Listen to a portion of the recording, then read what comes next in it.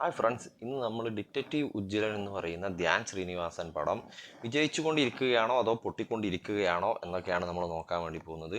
കഴിഞ്ഞ May 23-നാണ് cinema release ആയിട്ടുള്ളത്. ഇന്നിപ്പോൾ ജൂൺ 1 ഡേറ്റ്. ഇതുവരെ ആയിട്ട് 9 ദിവസം കഴിഞ്ഞതിന് ശേഷം സിനിമയുടെ അവസ്ഥ എന്താണെന്നൊക്കെയാണ് നമ്മൾ നോക്കാൻ വേണ്ടി പോകുന്നത്. അപ്പോൾ സിനിമയിലെ പ്രധാന കഥാപാത്രങ്ങളെ അവതരിപ്പിച്ചിട്ടുള്ളത് സൈജു വിൽസണും അതുപോലെ തന്നെ ധ്യാൻ ശ്രീനിവാസനുമാണ്. ടൈറ്റിൽ ക്യാരക്ടറായിട്ടുള്ള ഉജ്ജ്വലൻ എന്ന് പറയുന്ന കഥാപാത്രത്തിനെ അവതരിപ്പിച്ചിരിക്കുന്നത് ധ്യാൻ ശ്രീനിവാസനാണ്. മറ്റൊരു പോലീസ് കഥാപാത്രത്തിനെയാണ് സൈജു കുറുപ്പല്ല സൈജു വിൽസൺ അവതരിപ്പിച്ചിട്ടുള്ളത്. അവർ സിനിമയുടെ നിർമ്മാണ ചെലവ് എന്ന് പറയുന്നത് ഏകദേശം 10 കോടി രൂപയോളം ഒക്കെ ആണെന്ന് പറഞ്ഞല്ലോ. അപ്പോൾ ഈ ഇത്രത്തോളം പൈസ കിട്ടിയിട്ടുണ്ടോ, ഇനി കിട്ടാൻ സാധ്യത ഉണ്ടോ എന്നൊക്കെ നമുക്ക് നോക്കാം.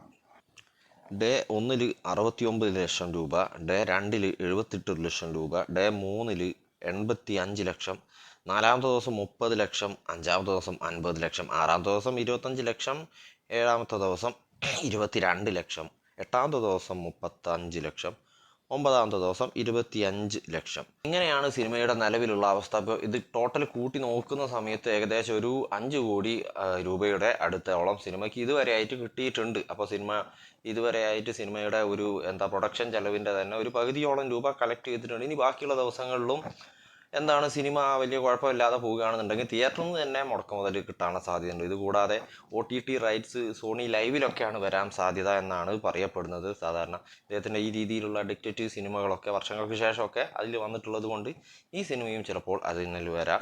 പിന്നെ മറ്റൊരു പ്രശ്നം സിനിമ നേരിടുന്നത് എന്താണെന്ന് വെച്ചാൽ, ഇപ്പം നമ്മുടെ ടോവിനോ തോമസിൻ്റെ നരിവേട്ട റിലീസായതോടുകൂടിയാണ് ഈ സിനിമയുടെ കളക്ഷൻ കുറച്ചൊന്ന് ഇടിഞ്ഞത്.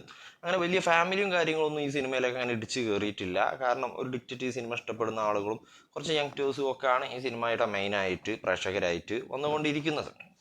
അപ്പോൾ അവരൊക്കെ പ്രിൻസ് ആൻഡ് ദ ഫാമിലിക്കോ അല്ലെങ്കിൽ തുടരുമിനോ ഒക്കെ പോവുകയാണ്.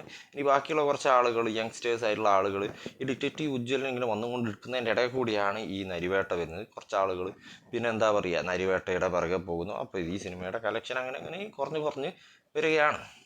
എന്തായാലും തിയേറ്ററിൽ ഇരുത്തിക്കൊണ്ട് അധിക സമയം വെറുപ്പിക്കാത്തൊരു പടം തന്നെയാണ് ഡിറ്റക്റ്റീവ് ഉജ്ജ്വലൻ എന്ന് പറയുന്നത്. പറ്റുമെങ്കിൽ തിയേറ്ററിൽ നിന്ന് തന്നെ കണ്ടു നോക്കുക. കാരണം എന്താണെന്ന് വെച്ചാൽ ഇതിലൊരു ബൂഗിമാൻ സംഭവം, ഒരു ബൂഗിമാൻ്റെ വിഷ്വൽ ആൻഡ് സൗണ്ട് എഫക്റ്റ് ഒക്കെ കിട്ടണമെന്നുണ്ടെങ്കിൽ എനിക്ക് തോന്നുന്നു തിയേറ്ററിൽ നിന്ന് തന്നെ കാണുന്നതാണ് നല്ലതെന്നുള്ളത്. ഇനി ബാക്കി സംഭവങ്ങളൊന്നും അതിൽ കാര്യമായിട്ടൊന്നുമില്ല, കുറച്ച് പ്രകൃതി ഭംഗിയും കാര്യങ്ങളൊക്കെ തന്നെ ഉള്ളത്.